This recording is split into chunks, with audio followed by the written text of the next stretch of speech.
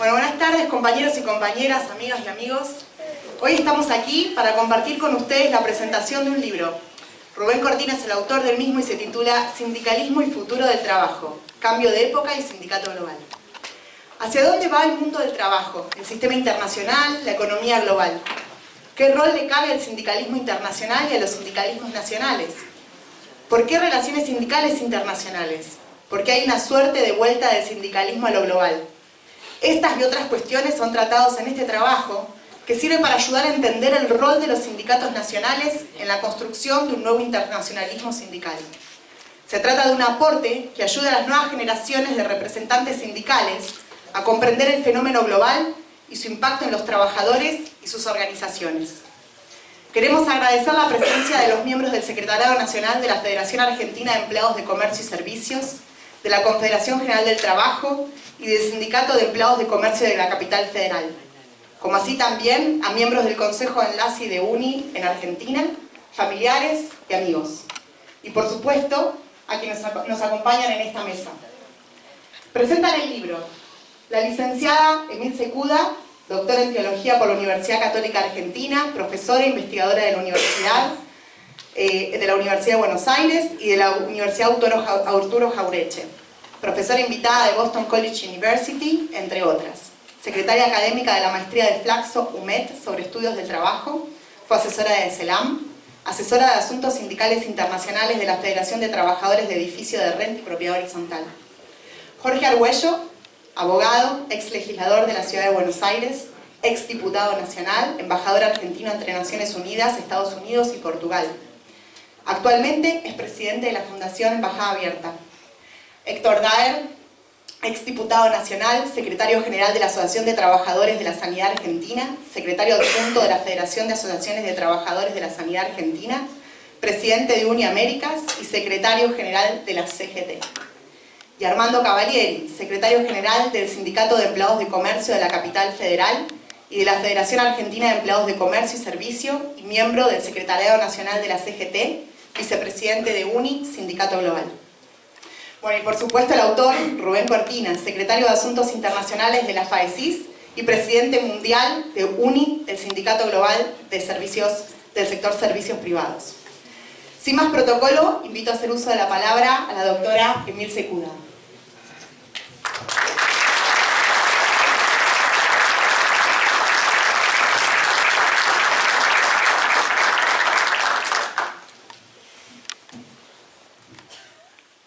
Buenas tardes.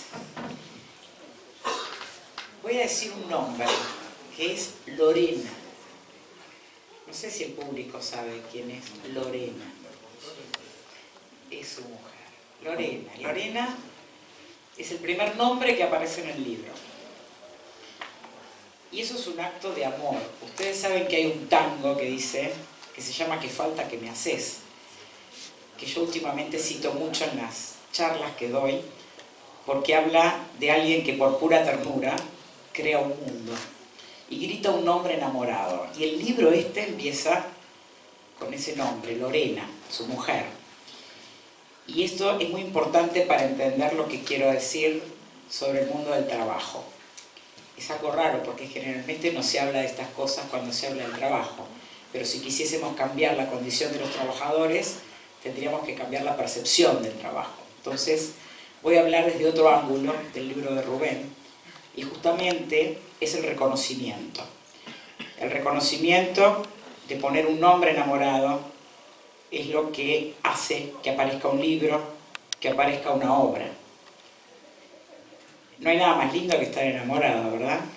Todos acá nos hemos enamorado una o varias veces. Y cuando uno está enamorado, uno cree en esa persona y espera todo de esa persona. Cuando se pasa el enamoramiento, no le cree más y está totalmente desesperanzado. Sin amor no funciona nada. Ustedes saben que la República Romana se basaba en las relaciones de amor. Cicerón decía, sin amor no se puede hacer una república.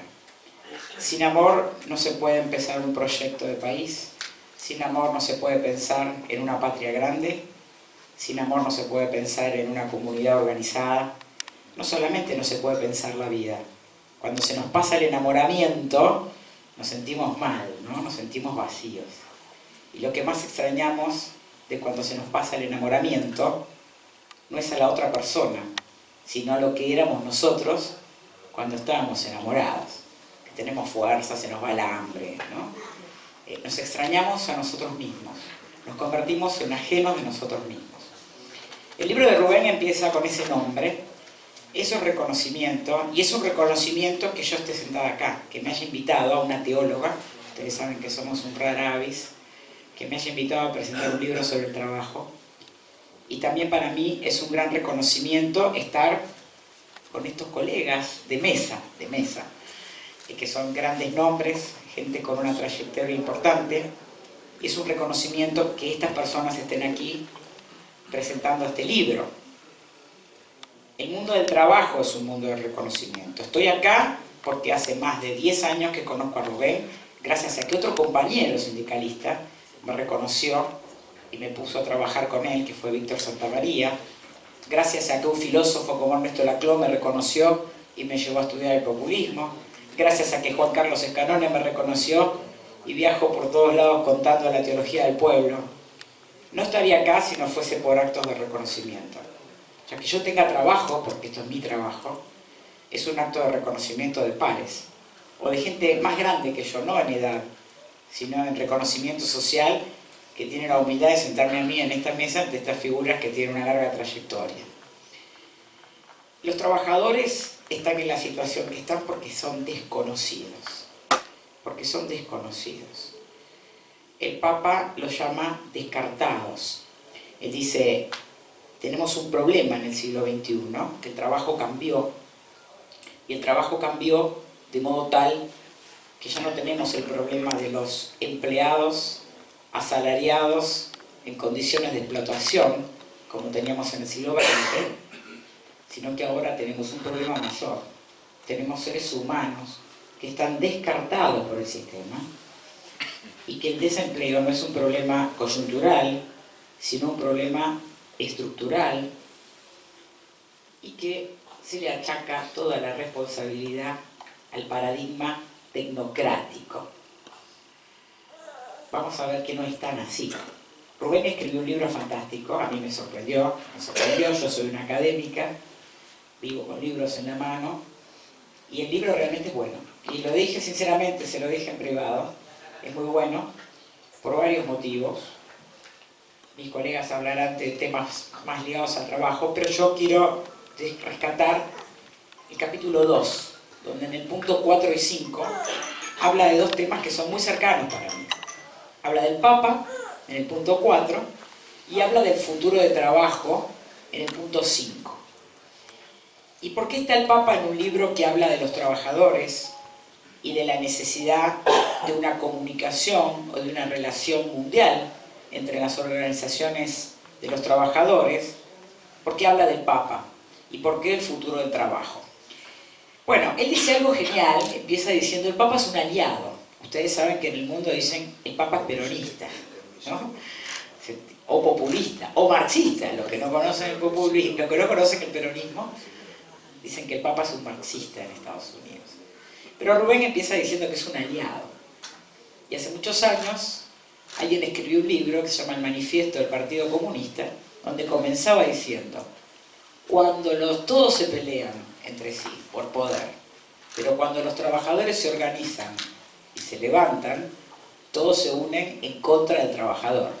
Hasta el Papa, decía Carlos Marx.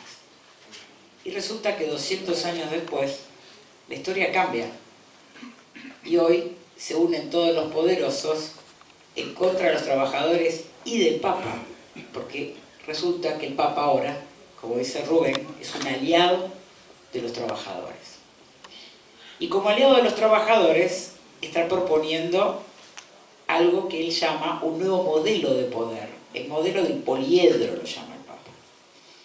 Rubén habla de la globalización, sindicatos globales, pensar el futuro del trabajo de forma global.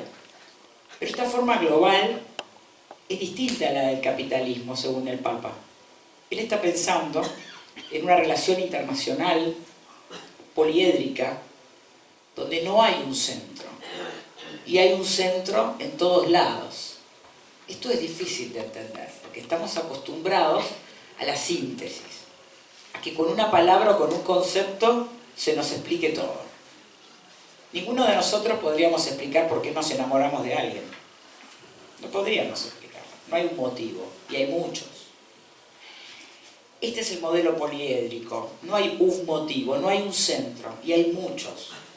Entonces, ¿cómo pensar la globalización de la organización sindical sin pensar un centro?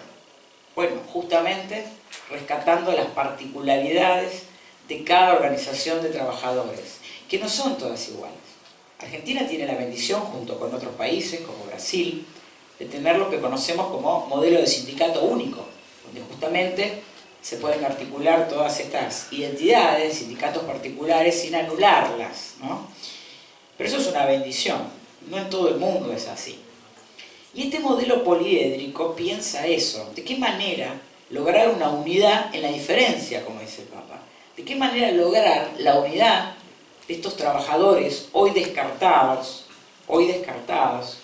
respetando las diferencias, respetando las identidades, como bien lo muestra Rubén, incluso en un largo y extendido capítulo donde habla del modelo chino, del cual conocemos muy poco y recomiendo esa sección.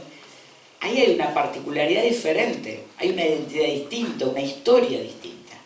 Entonces, ¿cómo podríamos ponernos de acuerdo todos aquellos que buscamos el trabajo, que buscamos organizar a los trabajadores, de armar estructuras globales, sin anular las diferencias del otro? Bueno, del mismo modo que mantenemos una pareja y una relación cuando nos enamoramos.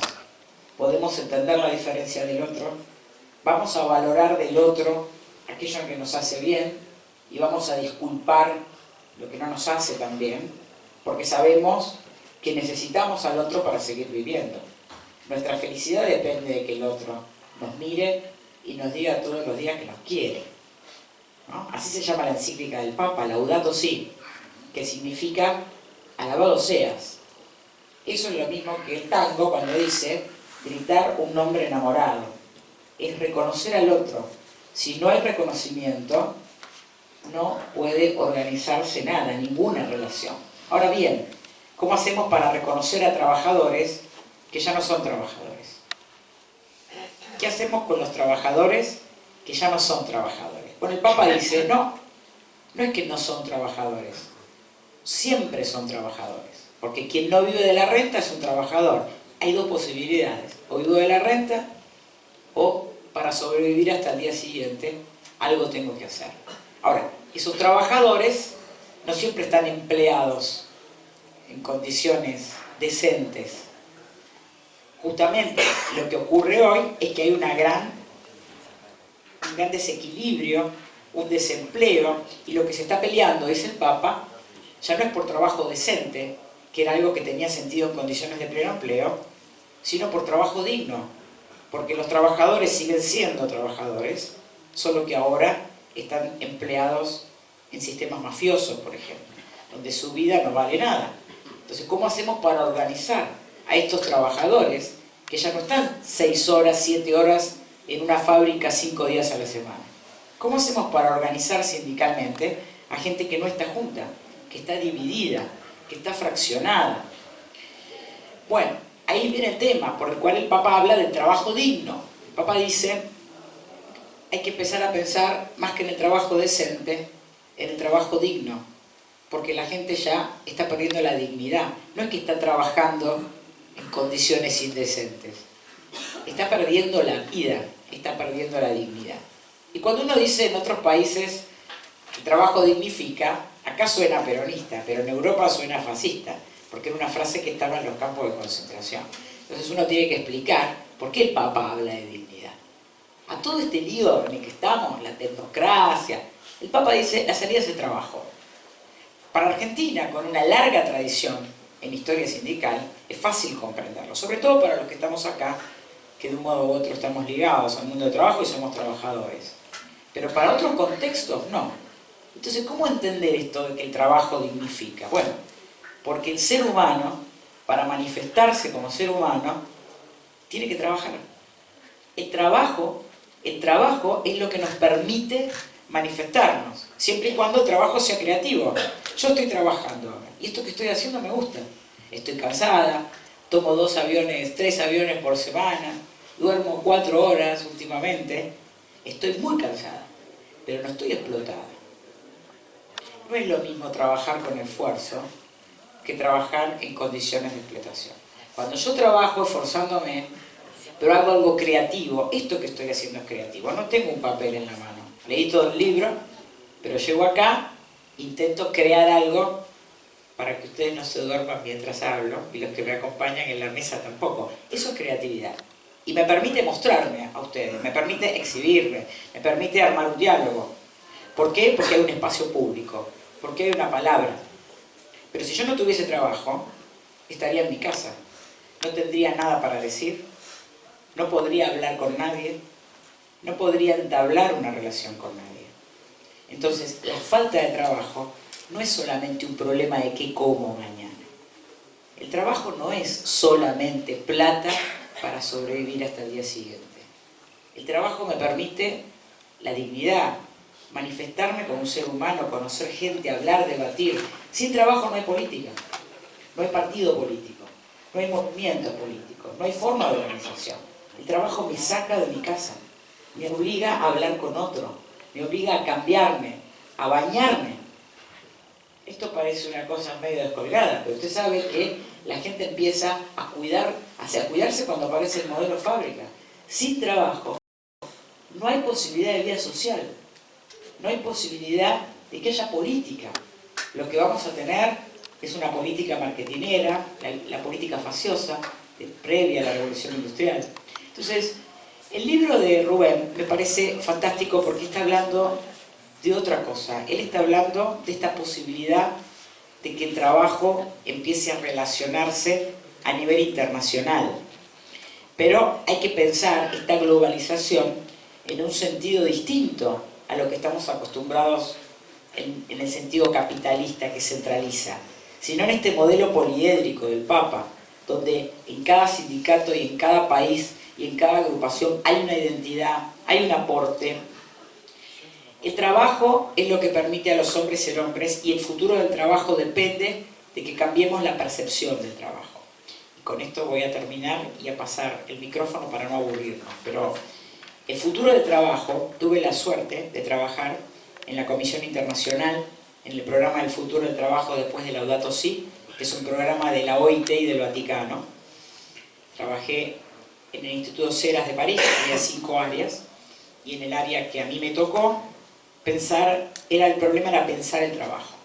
Y lo que nos dimos cuenta es que el Papa dice, el problema no es económico, es cultural. Hay que convertir la cultura, hay que cambiar la cultura, pero no lo dice solamente el Papa, lo dice Thomas Piketty, un economista, uno de los hoy el más importante, en un libro que se llama El capital del siglo XXI, después de explicar que la riqueza está acumulada en el 10% de las personas, él dice, no, el problema no es económico, el problema es cultural. Y lo que hay que hacer es cambiar la percepción, dice Piketty. Y lo mismo dice el Papa, hay que cambiar la percepción. ¿Qué percibimos nosotros por trabajo?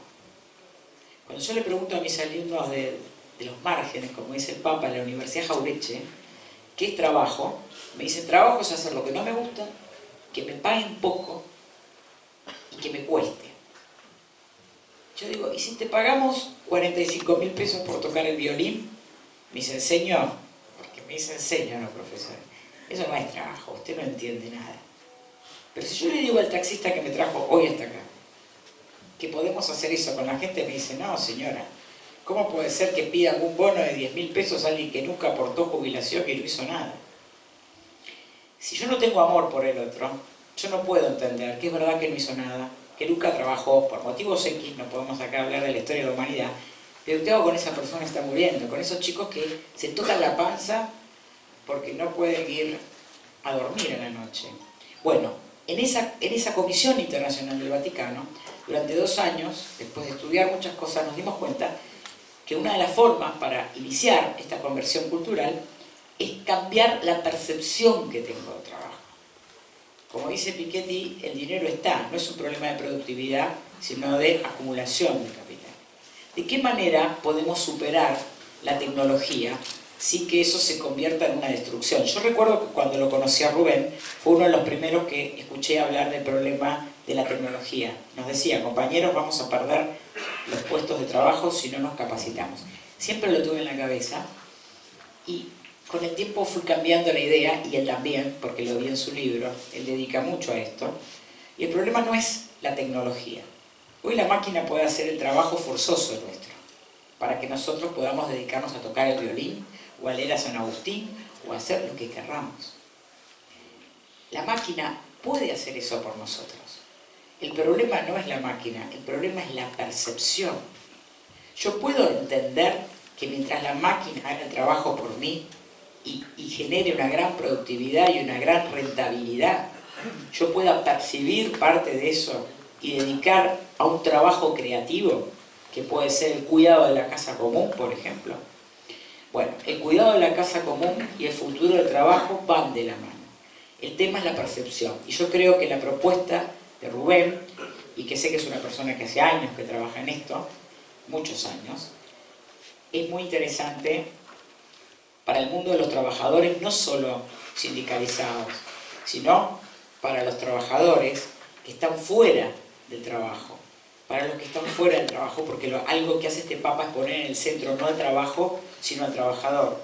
Yo creo que su trabajo es muy importante para empezar a generar a través de estas redes y de estas relaciones un enamoramiento con lo humano y no con la máquina, y creo que el sindicalismo tiene la gran responsabilidad de ocuparse de todos los trabajadores, incluso de los que no están trabajando, porque esa es su responsabilidad y su organización. Y me parece que este modelo global del que habla tiene muchas aristas, más allá de defender las condiciones concretas de trabajo decente, sí empezar esta nueva etapa de lo que se llama la transición ecológica y colaborar en el futuro del trabajo, en otros términos, asociado, por supuesto, al tema de cuidado de la casa común. Gracias.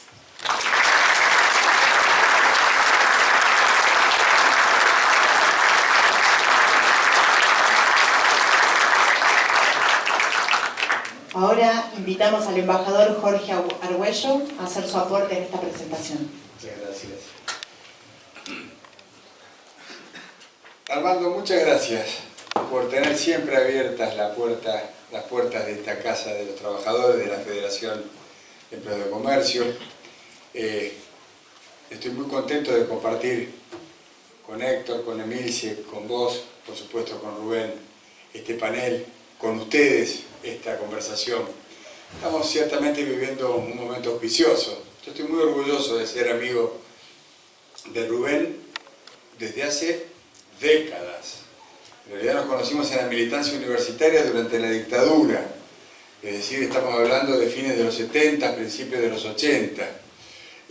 Nos hicimos amigos, nos reconocimos, primero que nada.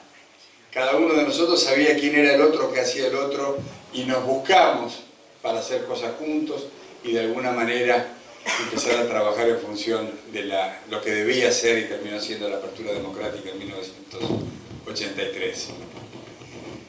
Yo me imagino, venía pensando, mientras manejaba para acá, que Rubén debe estar viviendo un momento memorable en su vida, porque seguramente ustedes saben que acaba de ser papá. Ustedes saben, lo están viendo, que está publicando un nuevo libro. Nos faltará saber en todo caso si hay un árbol plantado este año, pero lo cierto es que esas cosas que suelen simbolizar las cosas importantes de la vida de una persona se están verificando en este amigo que está sentado en el medio de nosotros, al que venimos a reconocer y al que venimos también a agradecer este aporte que hoy nos está haciendo. Y es un aporte que yo lo siento como una especie de brújula. Y ahora les voy a explicar por qué. Como ustedes saben, nuestro país está viviendo un proceso de cambio. No voy a hablar de la crisis. Recién con Héctor ya estuvimos haciendo algunos análisis en esta mesa de amigos, en realidad, antes de subir. Pero nosotros estamos viviendo en nuestro país, estamos en las vísperas del inicio de una nueva etapa. Una etapa en la cual nuestro país va a tener que navegar en aguas que son absolutamente inciertas. de allí el juego con la brújula.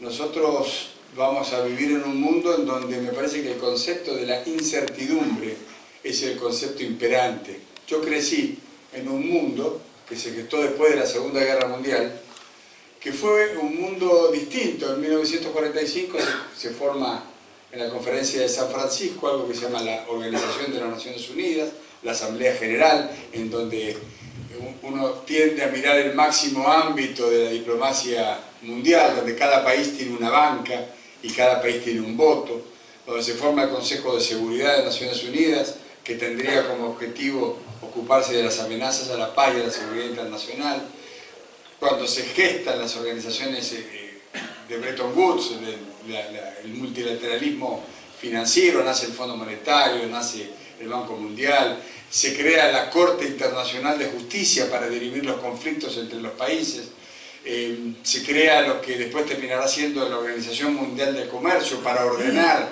las contradicciones en materia de comercio entre los países.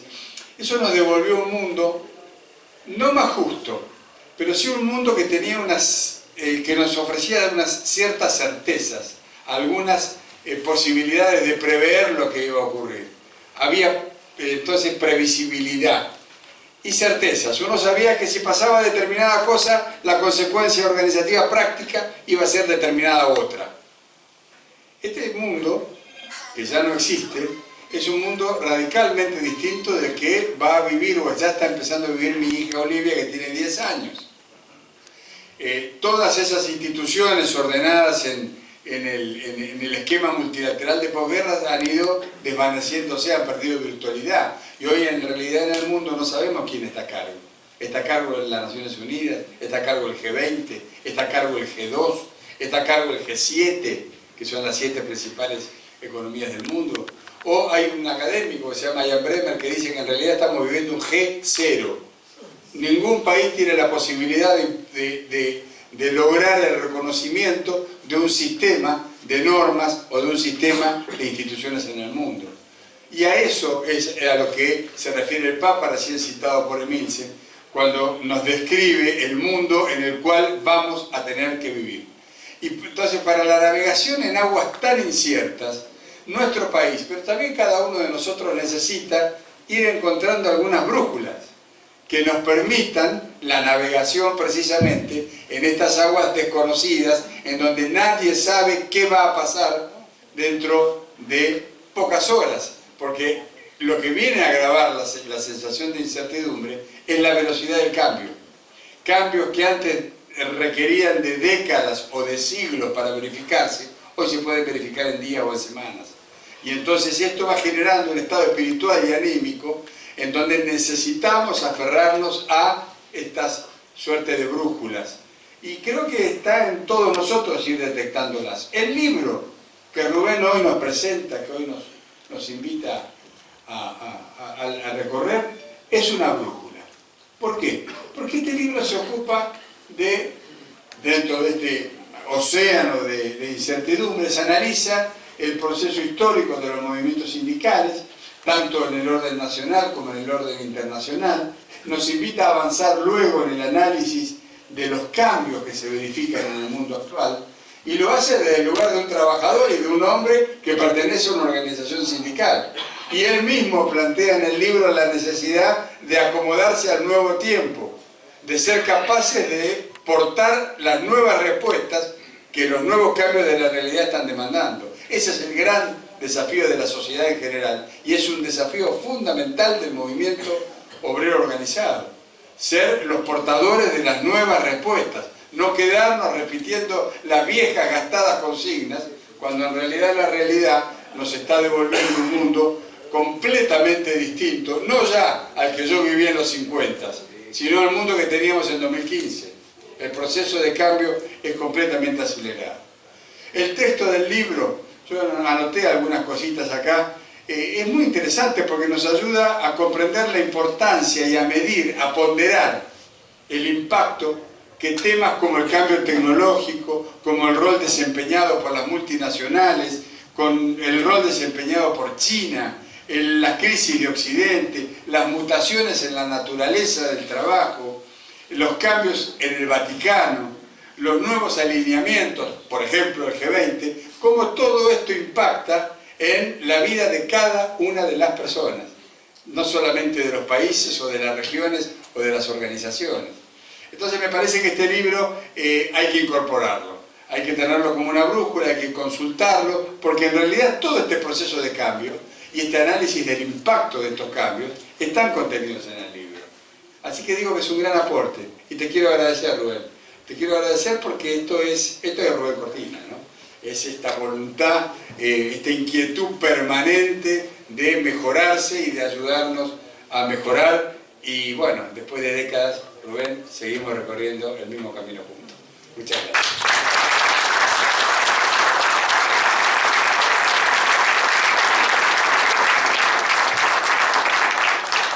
Le damos la palabra ahora al compañero Héctor Dano.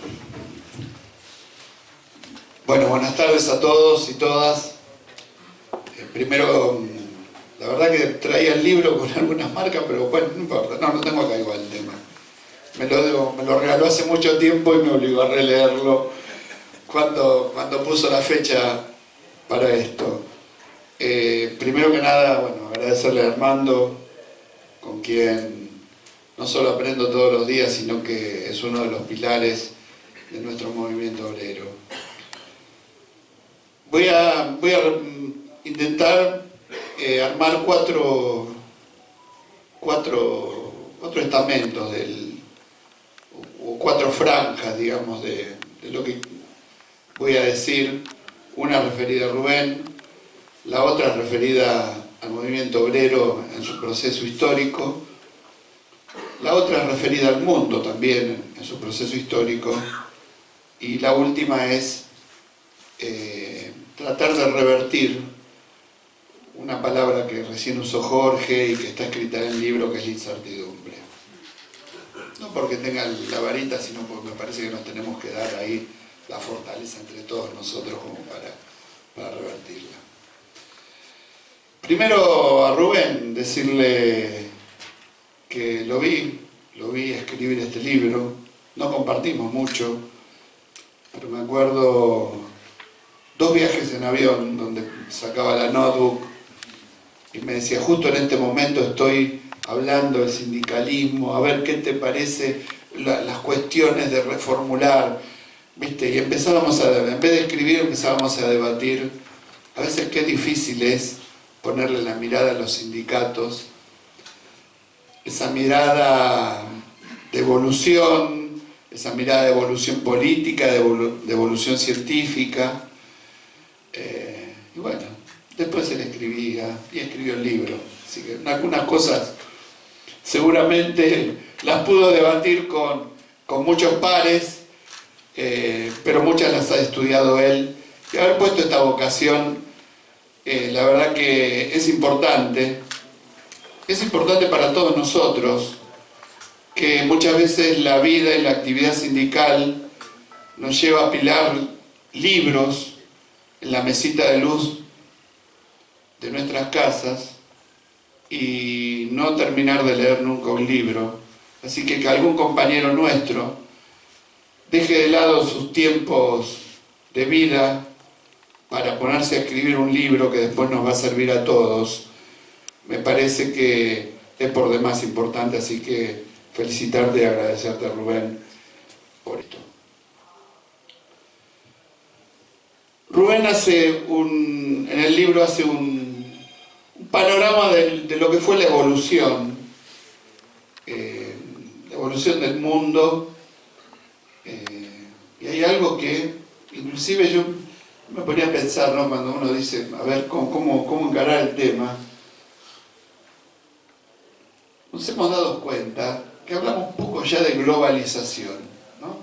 Digamos, y este es el principio de todo, ¿no? Digamos, la inmediatez del dinero a partir de la llegada de la informática y demás, que corría la plata de un lado al otro, el comercio de bienes y servicios se hace de una manera que todavía nos sigue asombrando. El otro día fuimos a Tucumán y la UIA de Tucumán puso un un documental, un video, donde el arándano tarda 48 horas desde que lo cosechan en Tucumán hasta que está en la góndola en algún lugar de Estados Unidos. Entonces todo esto que nos sorprende, que nos sigue sorprendiendo, es este principio de flujos de dinero donde nada terminó siendo estratégico. Nada era estratégico tener una fábrica de tornillos en este país, y había una fábrica de tornillos. Y hoy, como todo es un tema de flujo financiero, lo único que interesa es dónde genera más ganancias, producir el tornillo y de dónde traerlo, de dónde es más barato traerlo. Y eso es una ida y vuelta que este mundo no fue cambiando. Por supuesto, en algunos países, por cuestiones y decisiones políticas de sus gobernantes y de su pueblo, fueron mitigando estas cosas, pero la realidad es que nos cambió la vida. Y a los argentinos, el 24 de marzo del 76, cambió definitivamente la Argentina. Previo a eso teníamos un país con un paradigma para todos de pleno empleo. Los radicales, los peronistas, los desarrollistas y hasta los militares tenían en la Argentina la mirada de que lo que había que construir era un país que tenga pleno empleo o tender al pleno empleo. A partir del 24 de marzo nos subimos a un tren más allá de la tragedia, a un tren que en lo económico y en las cuestiones de soberanía económica termina con la obra maestra que son estos 4 años o 3 años y medio de este gobierno, ¿no? Pero eso fue el mundo en un principio, y después la llegada abrumadora de la mano de la informática y de todo, vino la robótica, vino la tecnología informática ya en términos de inteligencia artificial, donde ya no éramos nosotros, sino que nos interpretaba la informática, nos interpretaba la máquina, nos mira nuestra gestualidad y reacciona a nuestra gestualidad. Hoy los celulares nos reímos y nos sacan una foto. Y todo esto trae aparejado un nuevo mundo que algunos lo advierten. Por supuesto, no cabe duda que Francisco es el único emblema mundial. Me cuesta decir que es un aliado, yo me siento parte, ¿no? El pueblo argentino se siente parte de Francisco. Y es un emblema mundial porque estos temas se discutan, porque no es, digamos, como cuando avanzaba el tren y se oponían al desarrollo porque no querían que venga el tren, sino lo que hay que rediscutir en el mundo es para qué queremos todo el avance científico y tecnológico, si es para mejorar la calidad de vida de los habitantes de este mundo sin la destrucción del planeta, o para que esto multiplique ganancias de los que más tienen y más ganan. Y esto aparece hoy en un mundo donde lo técnico tiene asimetrías. Fíjense que nosotros, cuando aparecemos discutiendo con la Unión Europea desde el Mercosur, nos dicen que lo único que podemos pasar es carne y granos y algunos commodities, y ellos nos venden tecnología aplicada. Y hay un industrial de acá que fabrica autos que se puso contento porque dice, bueno, los autos alemanes van a ser más baratos y son mejores, ¿no? Las contradicciones propias de la mirada. Pero ese es el mundo Y Rubén lo describe muy claramente, sobre todo en los momentos en donde se empiezan a tomar definiciones donde todas estas gestualidades se terminan imponiendo en el mundo. Y también hace un desarrollo, y ahora viene el otro tema, sobre la evolución del sindicalismo a nivel internacional. La compañera nombró a Carlos Marx, ¿no? Que, digamos, Carlos Marx planteaba la solidaridad internacional de los trabajadores. Fue quizás el primer pensamiento que existió desde ese punto de vista en el mundo. Pero también tuvo desarrollo y se agotó, digamos, tuvo un punto de partida y un punto de llegada. Y quizás lo que no evolucionó en el contexto multilateral fue la capacidad de acción de las organizaciones sindicales. ¿A qué le llamo capacidad de acción? Y que las organizaciones sindicales mundiales primero fueron formadas para la actuación en la OIT. En la OIT estamos desparejos. Yo les cuento que los estados tienen 2 votos, los trabajadores un voto y los empresarios un voto. Con lo cual, siempre es desparejo la OIT. ¿Sirve como paraguas? Sirve como paraguas.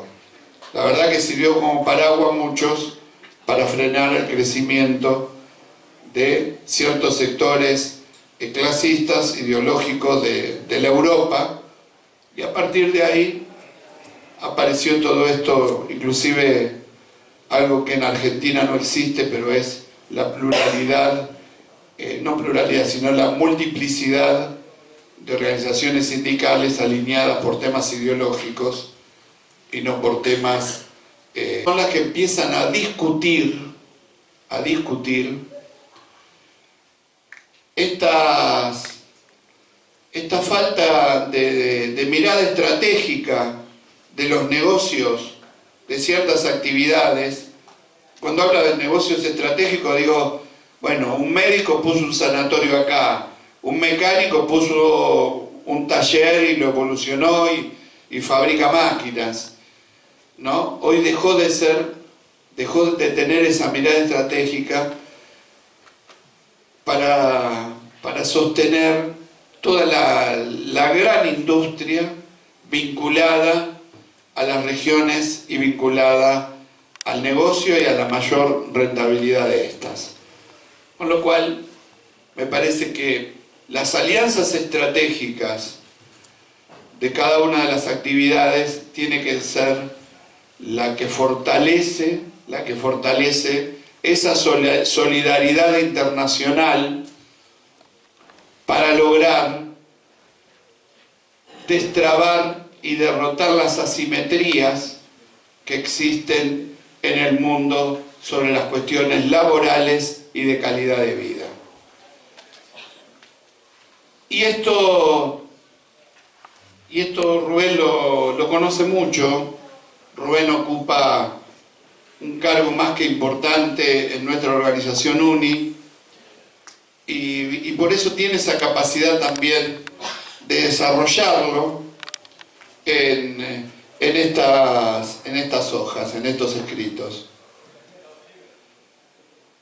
Y cuando yo les digo el tema de la incertidumbre, quiero repetir palabras de Christy Hoffman cuando vino a la Argentina hace un poco tiempo, que dice, no le tengamos miedo, pero no tenerle miedo es algo a lo que los argentinos estamos acostumbrados, porque en cada crisis nos ponen al borde del abismo, nos muestran el abismo, nos dicen, mirá, si te caes,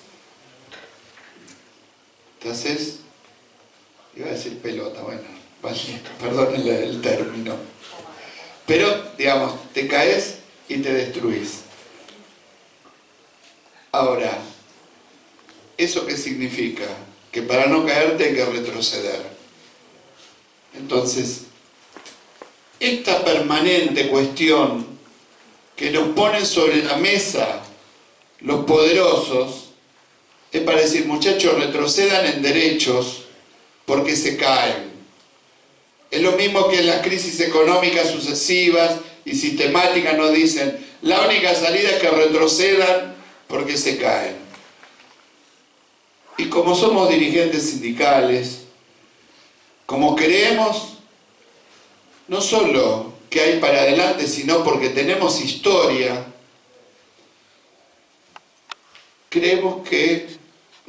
estamos convencidos que lo que debemos tender son puentes para cruzar esos abismos.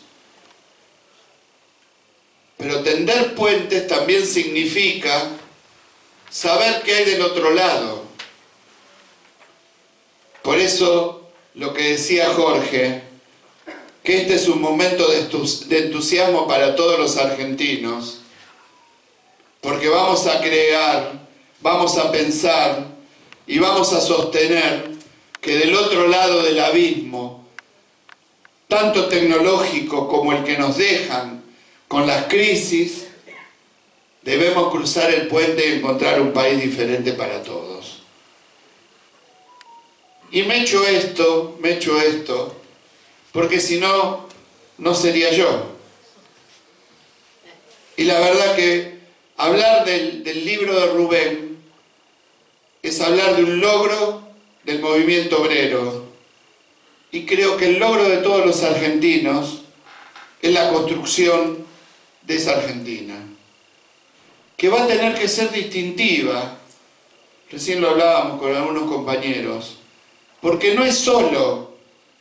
Yo ayer lo escuchaba a Funes de Rioja que dijo, no hagamos un pacto que hay que tener cuidado que no termine en el Rodrigazo. Yo digo, si vamos a pactar para salir de la crisis, no necesitamos tanto. El pacto es para la nueva Argentina que tenemos que pensar. Tenemos que pensar en cómo Argentina empieza a plantearse no salir de una crisis, que nos amesetemos de vuelta y que después nos falten los dólares y caigamos de vuelta. Empecemos a pensar que si a este país le faltan 20.000 millones de dólares por año, este país tiene que desarrollarse en ciencia y tecnología y hay que poner parte del presupuesto en educación y ciencia y tecnología para tener ese valor distintivo que tuvo la Argentina en su historia. Y de esa manera, no solo salir de la crisis, sino entender que tenemos que evolucionar y tener una Argentina que sea sustentable. Y en eso Rubén también. Rubén, si bien arranca con la incertidumbre, Rubén también nos da responsabilidad a las organizaciones sindicales, nos hace meter adentro de todos los organismos multilaterales para discutir desde adentro y no dejar en soledad a Francisco, sino ser todos los que tenemos capacidad de establecer solidaridad a nivel internacional, encontrar el rumbo para que este mundo deje de descartar y deje de destruirse en favor y solamente en favor de la ganancia de muy pocos habitantes de este planeta. Así que agradecido por la invitación y nada, gracias.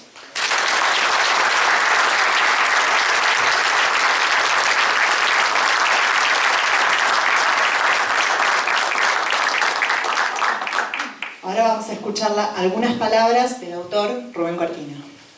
Bueno, antes de darle el cierre a nuestro compañero secretario general, agradecerles que estén aquí en esta presentación, en general y en particular a quienes acompañan en la mesa, obviamente.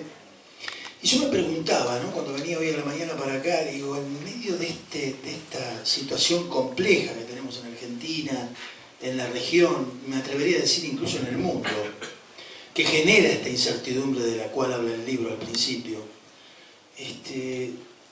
de compatriotas nuestros que o no llegan a fin de mes o llegan con un pedazo de galleta y mate cocido. ¿Hasta dónde tiene valor político, en un sentido formador, formativo, presentar un libro? ¿Qué pensarán nuestros compañeros delegados, compañeros representantes de las organizaciones sindicales? Presentar un libro. Y en la medida que me iba acercando a la federación y iba pensando, me dije, no, al revés. Al contrario, a mí me parece que este es un momento para presentar un libro. Es un momento para estudiar, es un momento para construir estos puentes de los que hablaron Jorge, Emilce, Héctor, de la necesidad de salir de la incertidumbre. El objetivo del libro, el contenido del libro está todo, si ustedes alguno tiene la posibilidad de leerlo, es decir, el libro está destinado a cómo salimos de la incertidumbre. Y está en manos de la sociedad en general, pero particularmente en manos de los trabajadores y sus organizaciones sindicales, el poner en marcha ese motor para salir adelante. Nada nos va a venir regalado para la salida de la incertidumbre. Vamos a tener que tener una capacidad de construcción política, de construcción sindical, para enfrentar estos desafíos que nos permitan salir de esta situación de incertidumbre. El libro, lo mío va a ser muy cortito, el libro pretendió ser un homenaje o un recuerdo del 10º aniversario de la creación de la Confederación Sindical Internacional, que nació en el año 2006. Pretendía sacarlo del 2016, como no podía ser de otra manera, el tiempo no me lo permitió. Y claro, en la medida que no me lo permitía el tiempo, iban apareciendo acontecimientos en la realidad política, local, regional, mundial. Todos en aquel entonces, mientras yo empezaba a esbozar el libro, creíamos, e incluso hasta apostábamos, de que Hillary Clinton iba a ganar las elecciones en Estados Unidos.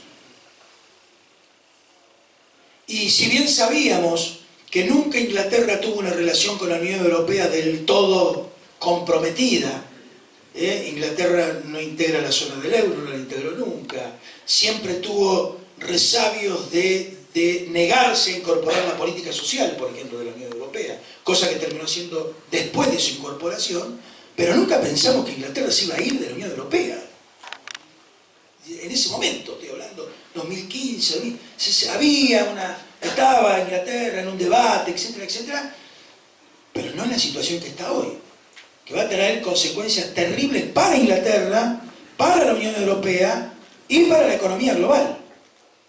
El Brexit va a tener esas consecuencias para los trabajadores ingleses. El 65% de las exportaciones de Inglaterra van a parar a la Unión Europea. Entonces, claro, yo escribía el libro y me iban apareciendo estos acontecimientos. Entonces, ¿cómo encaro? Además son acontecimientos que tienen que ver con el mundo del trabajo. Porque no es que son acontecimientos teatrales o deportivos, que siempre tienen que ver también con el mundo del trabajo. Pero estos tenían mucho que ver con el mundo del trabajo.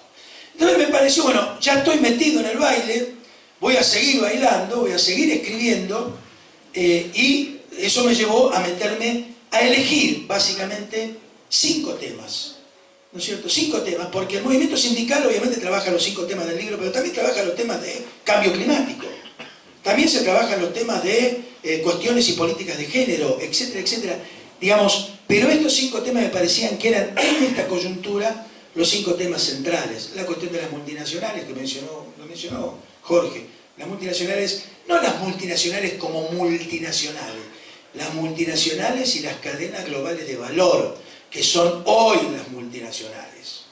Hay multinacionales, compañeros, que expresan un giro económico superior al Producto Bruto Interno de algunos países. Entonces, seamos conscientes de cuando hablamos de multinacionales, hablamos de cadenas de valor, de empresas que han logrado incluso automodificarse y autotransformarse para actuar en la economía global. El tema de Francisco, yo he tenido la posibilidad de estar en encuentro en el Vaticano, y yo les puedo asegurar que creo que nunca hubo una apertura tan grande del Vaticano desde el punto de vista sociolaboral como la que hemos tenido en los últimos tiempos con el Papa Francisco. Y además, Francisco habla nuestro propio idioma, o nosotros hablamos el idioma de él.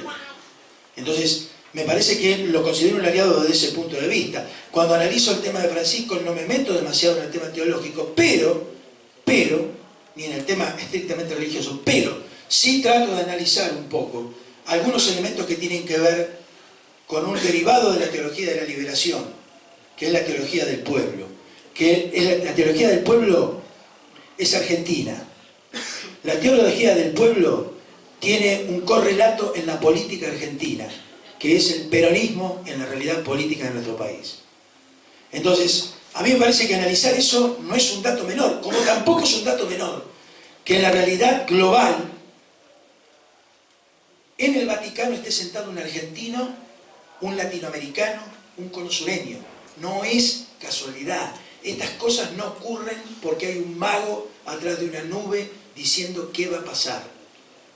Hay una realidad que permite que América Latina y Argentina se expresen en el Vaticano a través de un argentino. Y después el tema de China. Podemos discutir mil cosas de China. Lo que no podemos discutir es que en este momento está peleando convertirse en una nueva hegemonía en su lucha con Estados Unidos. ¿Esto qué quiere decir? Y quiere decir muchas cosas. No desconocerla, estudiarla, cómo es el desarrollo, qué es la nueva ruta de la seda, su movimiento sindical. Una de las cosas que yo digo en el libro es que hay que cerrar el círculo unitario iniciado en el 2006. Y esto me ha traído mucho debate, fundamentalmente con el sindicalismo europeo. Porque estamos hablando de una organización sindical que tiene 170 millones de afiliados. ¿Y qué hacemos con esos trabajadores chinos? No hablamos con ellos, no intercambiamos, no generamos una masa crítica desde el movimiento sindical para seguir avanzando en la salida de esta incertidumbre. Es un planteo que dejo ahí como signo de interrogación en el libro. Y finalmente la Confederación Sindical Internacional. Es una descripción que ustedes tienen que saberlo, los compañeros tienen que saber. ¿Qué es? ¿Dónde está? ¿Qué hace? ¿En qué ámbito se mueve? ¿En qué terreno se mueve? ¿Qué relación existe entre lo que hace la Confederación Sindical y lo que hago yo todos los días en el sindicato? Porque hay una relación. Es por ahí invisible, no se alcanza a detectar, pero hay una relación entre lo que se hace localmente y lo que se hace globalmente. Globalización implica justamente eso, yuxtaposición. Al mismo tiempo que hacemos sindicalmente política en nuestro local de trabajo, en nuestro sindicato de base, en nuestra federación sectorial, existen sindicatos que hacen lo mismo que nosotros en otras partes del mundo. Esta vuelta de tuerca, de volver a lo internacional, en un movimiento sindical cuya señal de identidad, de nacimiento, fue internacional. El movimiento sindical, muchachos, nació internacional y luego entró en un proceso de nacionalización. La globalización nos llevó, la primera etapa de la globalización nos llevó al neoliberalismo a ultranza. Y la propia globalización nos vuelve a poner en la necesidad de comprender que otra globalización es posible y que un movimiento sindical en la construcción de esa globalización, aún en momentos de incertidumbre, es absolutamente necesaria. Yo me preguntaba todas estas cosas hoy a la mañana. Digo, compañeros que van a estar ahí, que están con la preocupación de que sus compañeros pueden perder el trabajo el día de mañana, que el salario no alcanza, que estamos en un debate en este momento de la paritaria, nuestras crisis con la atención de nuestro sistema de salud, por la incomprensión de la política, etcétera, etcétera. Y vamos a hablar de un libro. Bueno, sí, vamos a hablar de un libro. Porque tenemos que estudiar, porque el movimiento sindical y el movimiento obrero no se pueden dar el lujo de no leer lo que pasa, porque se tiene que mover, como decía Héctor, si vamos a una nueva etapa, tenemos que saber qué está pasando hoy para comprender lo que tenemos que hacer mañana. Así que yo les quiero agradecer a todos de todo corazón que estén aquí acompañándonos en esta presentación y espero que puedan tener la posibilidad de leer el libro. Muchas gracias.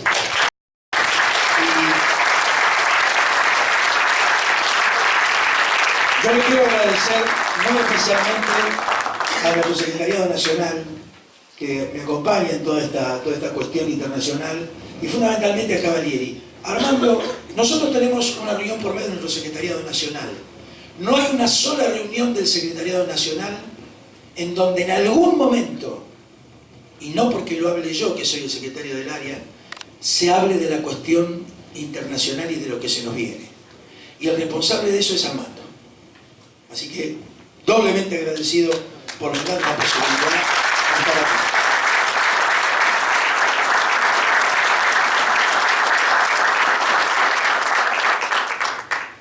Bueno, gracias por venir. Hemos escuchado realmente dónde vamos a ir a parar. Porque evidentemente hoy el mundo del trabajo tiene un gran desafío. ¿Dónde empieza la riqueza? ¿Dónde empieza el comercio internacional?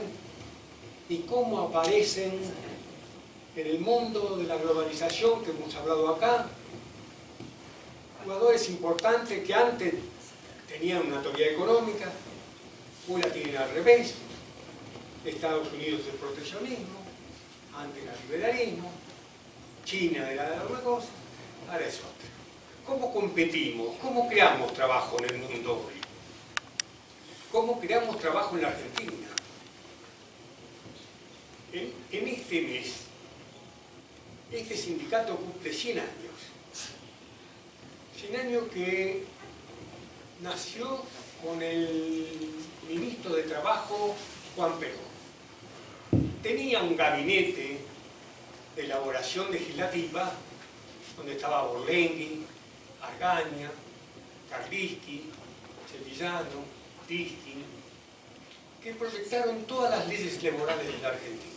11729, 31665, la ley de jubilación, la ley de despido, toda la legislación que nosotros vimos en esos años. Hoy el mundo, evidentemente, si no tenemos una lectura internacional, si no sabemos cómo se desarrolla el comercio mundial, es muy difícil manejar un país.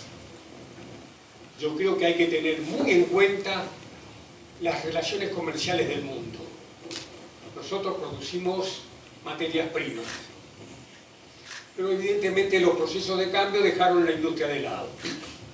Y el tema entonces es, ¿cómo hacemos para crear trabajo? Algunos dicen que tiene que haber inversión, es cierto, pero también tiene que haber un Estado. Esto es lo que nos pasó últimamente.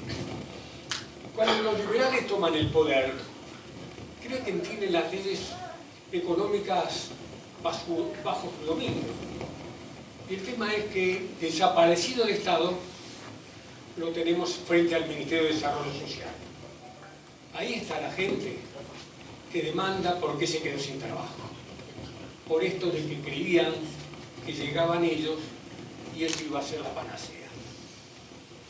Yo tengo la responsabilidad de seguir la línea histórica de este sindicato.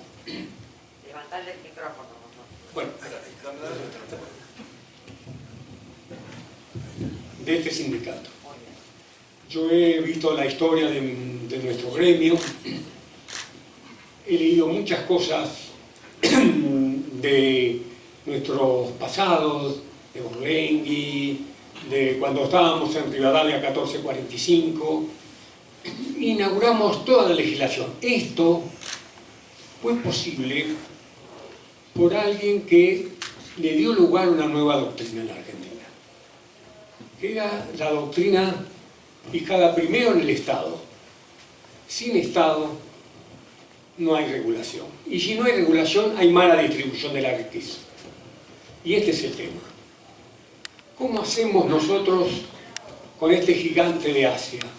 No solamente de China, Singapur, todos los países asiáticos hoy son de un progreso impresionante. Todos tienen la tecnología de última generación. ¿Por qué la consiguieron? O copiaron, o porque los yanquis, tratando de buscar mano de obra barata, se instalaron en estos pueblos. Y estos pueblos asimilaron toda esta tecnología de punta y llegado un momento dijeron, si lo hicieron ellos, ¿cómo no lo podemos hacer nosotros? Y así fue como aparece China. Una vez, yo lo cuento a cada rato, estando en Madrid, pero me dice, Armando, Mire que alguna vez, yo no lo voy a ver, pero alguna vez los chinos van a tener que recibir al jefe de Estado americano para ponerles condiciones de cómo es el mundo de hoy. Estamos al borde, ¿no? Porque China realmente representa un esfuerzo de una comunidad muy buena, que tiene mucha ideología de lo que es el proteccionismo. Está bien que no son democráticos en su sistema, en su sistema tradicional, pero evidentemente esto le da una pujanza impresionante, porque primero se han creado los chinos, y como dice Rubén, también en China se ha producido un milagro, que cada momento de la historia de China aparecen nuevas clases sociales que dominan China. ¿Qué le vamos a vender nosotros a China? Y esto acá viene el problema de cómo manejar un Estado. ¿Puede un estadista no tener una buena lectura internacional para conducir un país? Porque evidentemente un estadista tiene que tener en cuenta qué va a tener, qué tiene de prioridad. Lo interno para crear trabajo. Lo dijo una vez, que gobernar es crear trabajo. Pero el trabajo hoy se crea de la inversión, de la posibilidad del comercio exterior, los déficits que tuvimos, irreconciliables, todas las décadas, este que termina, el otro que terminó, hace 40 años que venimos deambulando.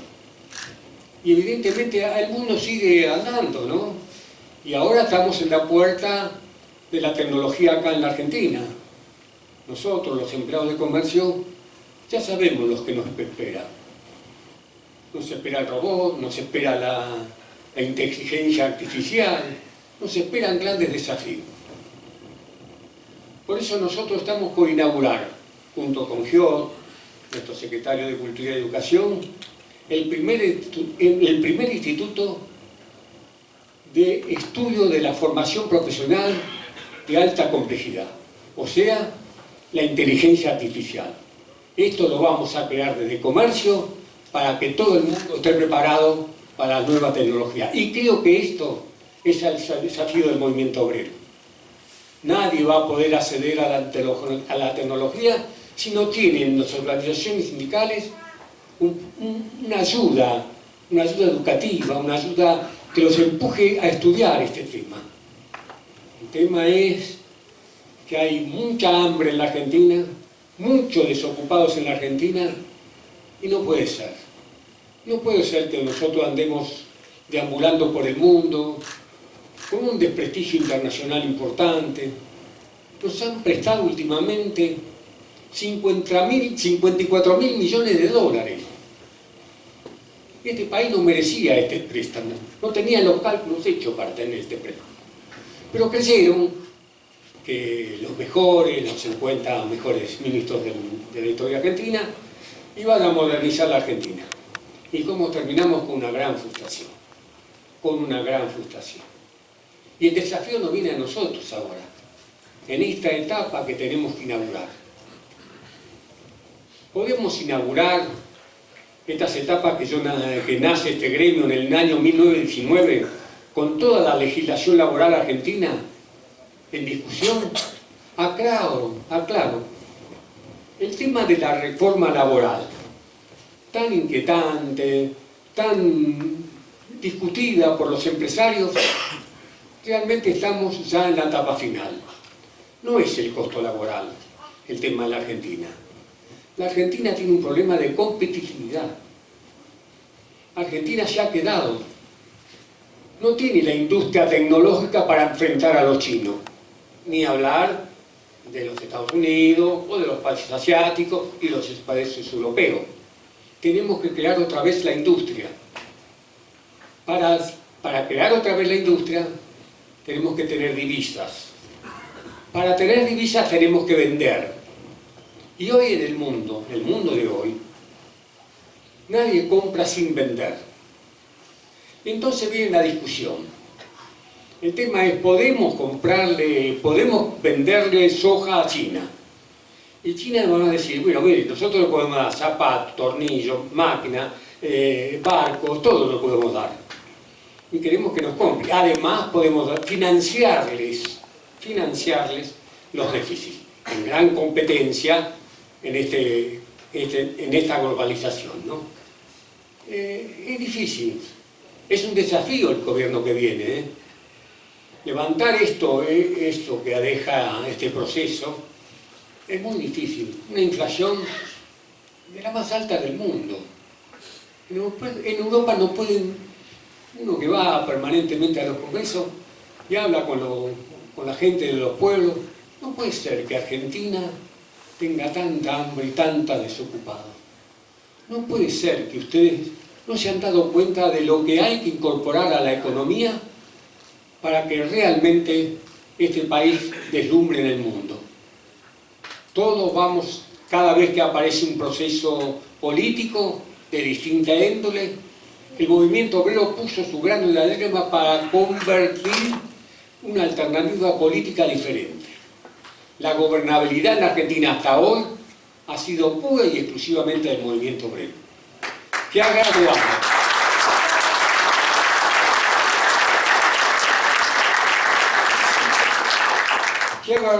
cada proceso que hemos vivido en estos 4 años.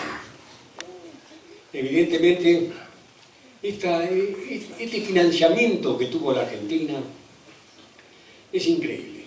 No se le puede dar a un país como Argentina 54.000 millones de dólares. No puede, y lo tenemos que pagar.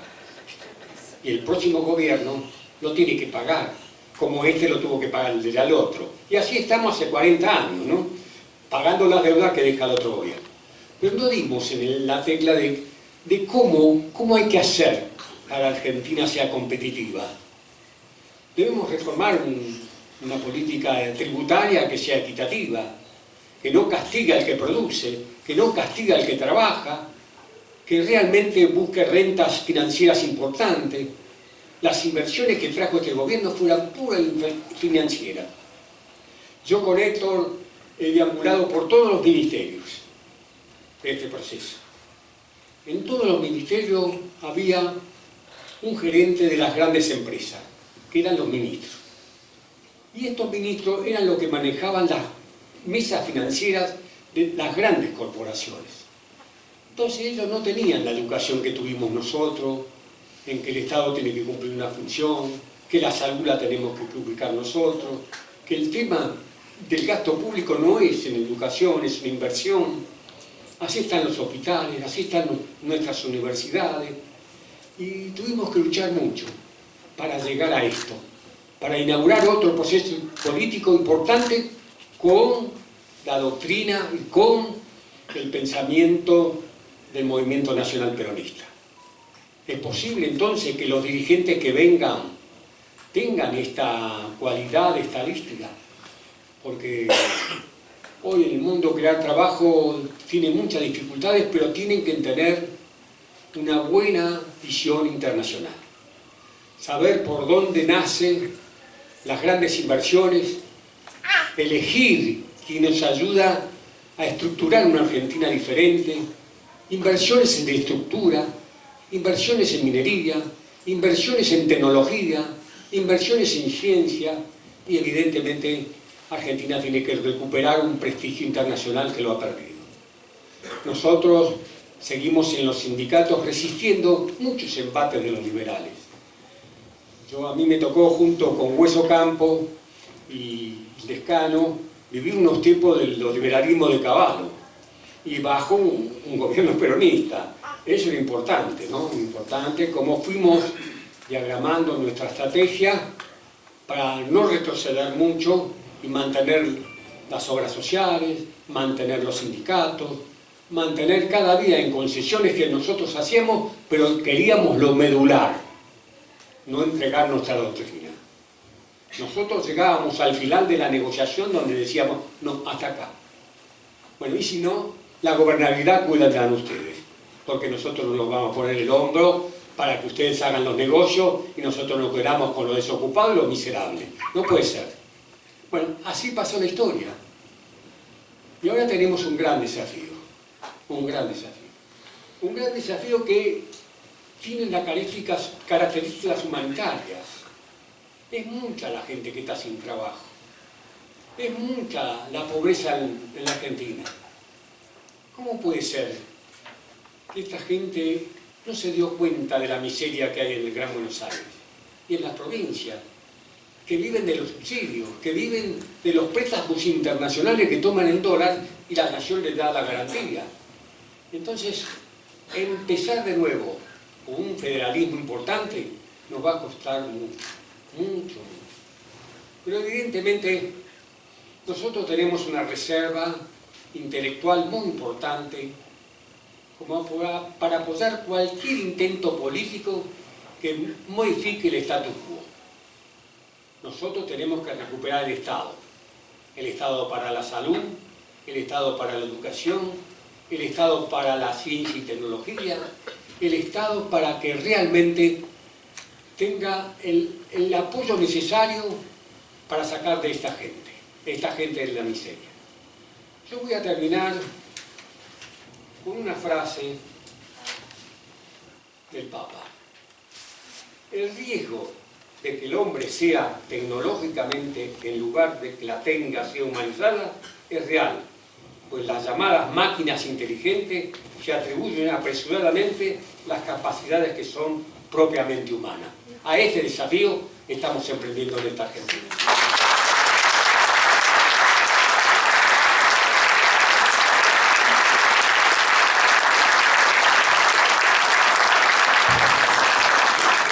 Bueno, muchas gracias por haber estado y damos por concluido la presentación. Gracias.